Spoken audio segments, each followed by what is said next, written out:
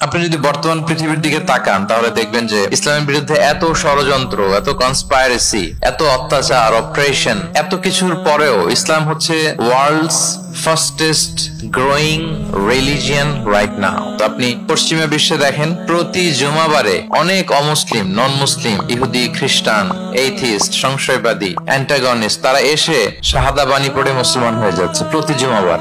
নারী পুরুষ নির্বিশেষে, আস্তিক নাস্তিক নির্বিশেষে প্রতি জুমাবারে তারা এসে শাহাদা পড়ে মুসলমান হয়ে যাচ্ছে। রাস্তাঘাটেও আমাদের পশ্চিমা বিশ্বের দায়ীরা রাস্তার মধ্যেও দাওয়াতি কাজ করে, আলহামদুলিল্লাহ। এটাকে স্ট্রিট দাওয়া বলে। এই যে এরকম টেবিল নিয়ে বসে কোরআনের ট্রান্সলেশন নিয়ে, কিছু ইসলামের সহজ সরল বই নিয়ে তারা নন মুসলিমদের সাথে ইসলাম নিয়ে কথা বলে। আর ওরা খুব ফ্রেন্ডলি মানুষের সাথে মেশে কথা বলে, ফলে ইজিলি তাদেরকে অ্যাপ্রোচ করা যায়। তো তাদেরকে অনেকে জিজ্ঞেস করে যে তোমার ধর্ম কি, তোমার বাবার ধর্ম কি, what do you think about life after death, মৃত্যুর পরের জীবন নিয়ে তোমার ভাবনা কি, তোমার দাদা কোথায় গেল, তোমার বাবা কোথায়, তো চলে গেছে, তুমিও কোথায় যাবা।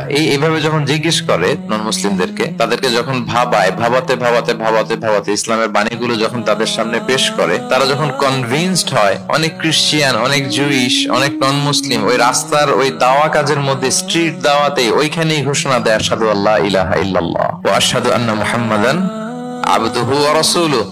রাস্তায় আধা ঘন্টা দাওয়া কাজের মধ্যেই ওরা কনভিন্সড হয়ে মুসলমান হয়ে যায়। গোটা বিশ্বব্যাপী এভাবে ইসলামকে আল্লাহ তাআলা ছড়িয়ে দিচ্ছেন। কেউ এর অগ্রগতিকে থামায় রাখতে পারবে না, অসম্ভব।